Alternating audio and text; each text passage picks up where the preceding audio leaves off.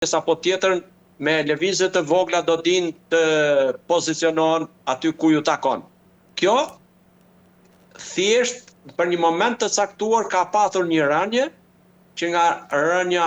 e murit të Berlinit ose perdës së hekurt dhe tashmë janë zgjuar të gjithë në një mënyrë apo në një tjetër me ose pa dëshirë dhe e kanë marrë seriozisht dhe po investojnë industria ushtarake e të gjitha vendeve sot për sot është në plan të parë dhe prioritet për të gjithë vendet e botës. Flas gjithmonë për ato që përfshin sa më afër, pa përjashtuar dhe të gjitha vendet e tjera që kanë qenë në konflikte të vazhdueshme. Zoti Prenga, a synojnë tashmë këto deklarata ndoshta të paralajmërojnë botën apo të legitimojnë ndoshta edhe veprimin e të ardhmen dhe a duhet që vendet perëndimore të veprojnë që tani apo të presin ndoshta edhe konfirmim të plot të këtyre deklaratave dhe kërcënimeve? Unë mendoj se vendet evropiane kanë filluar. Lëvizja e parë ka qenë në vitin 2000, mos gabojmë, 16 apo 17, kur presidenti Trump erdhi për herë të parë në zyrën ovale dhe në summitin e Walesit, summitin e NATO-s të Walesit, ju ka kërkuar të gjitha vendeve anëtare që të rrisin përqindjen e buxhetit për mbrojtjen, pra të kapin shifrën 2%. Në mandatin e dytë që erdhi në zyrën ovale, ju kërkoi që të kalonte në 5% dhe deri në vitin 2035 të çdo vend antar i NATO-s të arrinte kuotën 5% të buxhetit, nga buxheti i shtetit për buxhetin e mbrojtjes. Dhe tashmë një pjesë e këtyre vendeve që e shikojnë veten të rrezikuar, të kërcënuar, siç është Polonia apo shumë vende të tjera që kanë edhe kapacitetet e nevojshme, e kanë kapur shifrën 5%. Kurse vendet e tjera që janë më të distancuara, më jashtë, si më themi, spektit të rrezikut, ata detyrimisht që do të mendojnë gradualisht për të rritur kapacitetet operacionale, mbrojtëse dhe në një farë mënyrë do thosha edhe ato të cilat i mbajnë për mbrojtje, për siguri, por mund të përdoren edhe për mësymjen. Sa afër është bota, zoti Prenga, me një përshkallësim që ndoshta mund të prek drejt për drejt Europën? Unë mendoj që Evropa tashmë është e prekur në mënyrë të drejt për drejt apo indirekte, është e prekur për sa kohë bazat amerikane kudo që janë vënë në dispozicion, por kanë kontributet e tyre pa çka se çfarë deklarohet nëpërmjet liderëve të tyre politik, sepse duan të ruajnë balancën dhe ekuilibrat mes mbështetësve që kanë në vendin e tyre dhe kanë hall mos humbasin për krahen dhe mes detyrimeve që kanë për NATO-n. Jam i bindur që vendet e fuqishme siç janë Gjermania, Franca, Mbretëria e Bashkuar, tashmë janë prezant, pa çka se jo me fuqinë e duhur dhe jo të deklaruar, por janë prezant nëpërmjet ajrit dhe detit në mbështetje të situatës që është krijuar në lidhjen e mesme ose më saktë mes Izrael, Shtetit Bashkuar dhe Iranit. Detyrimisht që edhe vendet e rajonit janë të përfshira, por nuk kanë reaguar për hir të marrëdhënieve dhe të fshinësisë e miqësisë që kanë patur me Iranin dhe detyrimisht ato janë të dënuara që të bashkëjetojnë me njëra tjetrën në atë rajon, detyrimisht që shprehen të kujdesshëm, nuk kanë sesi në një farë mënyrë po i referohem shprehjes së Erdoganit që tha nuk mundet ne bashkë me Iranin të përgjakim vllazërinë shekullore. E qartë. Zoti Prenga, nga ana tjetër mendoni se po e përdor Irani fushën e tij raketore ndoshta si një kartë negociuese në skenën globale, pasi historia ka treguar se shpesh kapacitetet ushtarake përdoren ndoshta si një mjet ndikimi politik, por edhe diplomatik? Jo vetëm kapacitetet, po çdo mundësi që ka shteti për të ulur në tavolinë dhe për të realizuar synimet e veta, quhen dhe përdoren si mjete presione, dhe cili do vend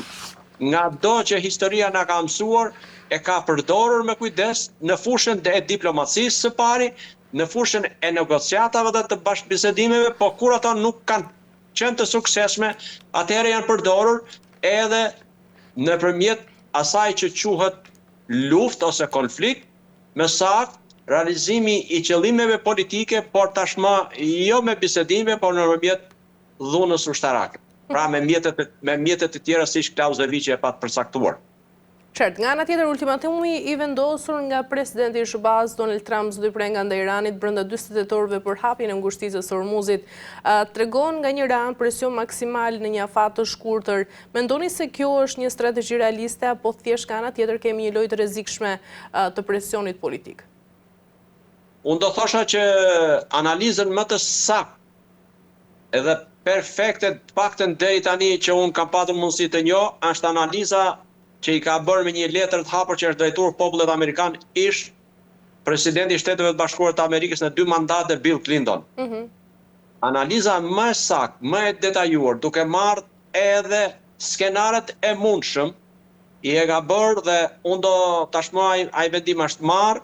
por mënyra se si është marrë, mënyra se si paraqitet e njihet opinioni publik, i gjerë publik, dhe efektet që mund të ketë në të treja skenaret që ai përcakton, fatkeqësisht Shtetet e Bashkuara të Amerikës në arenën ndërkombëtare, jo drejt për së drejti në përplasje, do dalin të humbur. Kështu që ultimatumet të tilla do thosha kanë nganjëherë më shumë efekt negativ se sa pozitiv. Menjëherë pas deklaratës që bëri presidenti i Shtetit Bashkuar të Amerikës zoti Trump, ka dalë presidenti i Iranit dhe tha që ngushtica e Hormuzit është e hapur për të gjithë miqt, është jo funksionale vetëm për armiqt e Iranit. Këtu nënkuptonte që çdo gjë mund të kalojë, por duke bashkëpunuar me Iranin për të përcaktuar rrugët dhe drejtimet e lëvizjes së anijeve tregtare për të kaluar pa qenë në rrezik dhe të goditura. Tu bëhet fjalë që edhe ato mina ujore që Irani ka vendosur, por edhe gjithë arsenali tjetër që ka në xhir në pjesën lindore të ngushticës, i ka të kontrolluara dhe çdo gjë duhet mbajtur në bashkëpunim me Iranin. Ata përfitojnë prej kësaj, detyrimisht që përveç detyrimit për të ulur në bisedime,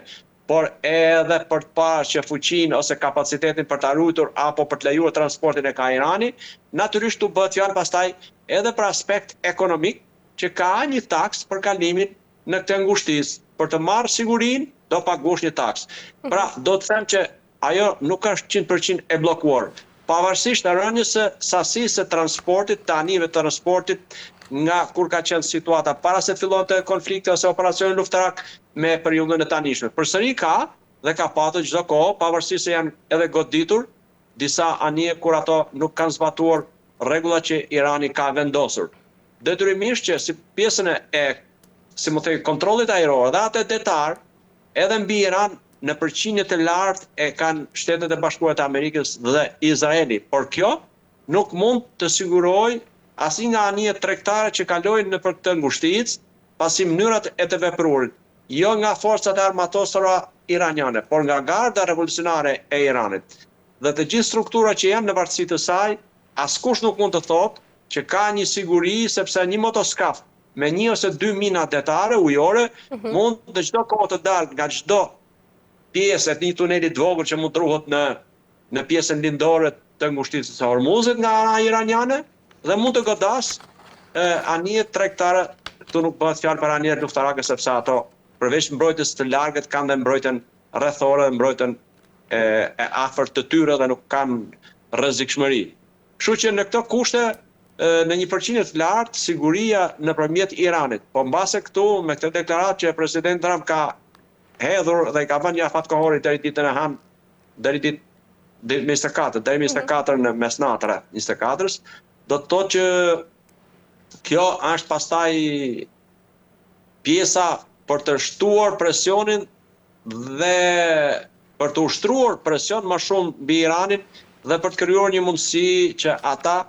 të tërhiqen ose të pranojnë të ulen në një tavolinë bisedimesh për të nënshtruar një marrëveshje. Natyrisht sepse unë nuk e kuptoj edhe asnjëri përgjithësi nuk mund ta kuptoj se çfarë ndryshoi brenda 24 orëve kur presidenti Trump deklaroi që po shkojmë drejt mbylljes e përfundimit dhe pa bërë 24 orë kohë jep një ultimatum të tillë që nuk shkojnë të dyja këto komente apo deklarata. Gjithsesi bota është mësuar tashmë edhe me deklaratat që vetë presidenti i jep dhe me, si më themi, pa parashikueshmërinë e qëndrimeve të deklaratave që ai mban. Zotë Prenga, nga ana tjetër, sa të përgatitur janë aleatët për një operacion të shpejt dhe efektiv në këtë zonë të tensionuar si është ngushtia e Hormuzit? Unë besoj që deri tani nuk do të arrihet në pjesën e bashkimit të pjesës tjetër të aleancës me Shtetet e Bashkuara dhe Izraelin për të bërë pjesë reale në konflikt. Ato 6 vendet e NATO-s që kanë bërë një deklaratë, kanë nënshkruar një deklaratë, ata mendoj se do të jetë faza e dytë në të cilën ata mund të futen për të siguruar ngushticën e Hormuzit. Pra pa prezencën ndoshta të Shtetit Bashkuar të Amerikës, me që nuk kanë marrë pjesë drejt për së drejti, kjo mund të jetë mënyra që do të takoj bisedimeve kur tulen diplomatike dhe kush do ta kontrollojë dhe si do të realizohet kontrolli dhe siguria e lëvizjes së anijeve të transportit dhe jo vetëm në gjirin në ngushticën e Hormuzit. Dhe kjo besoj do të jetë faza e dytë. Nuk besoj që do të futen këto vende drejt për së drejti në goditje apo në operacione luftarake, qoftë në gjirin e Hormuzit e aq më keq në thellësitë e Iranit. Sa e shndrueshme është Zotë Prenga ekonomia globale në një situatë të tillë? Është tepër e vështirë dhe ata ekonomistët apo analistët apo si më themi shkencëtarët që kanë bërë çdo lloj analize për të parashikuar, është tepër e vështirë që të mund të parashikosh në detaje se çfarë mund të ndodhë në një goditje të tillë dhe në një zgjatje të këtij operacioni luftarak apo konflikti mes Shtetit Bashkuar të Amerikës, Izraelit dhe Iranit. Aty tashmë dihet se çfarë kapaciteti ka për botën energjia, siç është ajo me nëmjet naftës, gazet dhe shumë në produkteve të tjera. Gjithçka është e lidhur me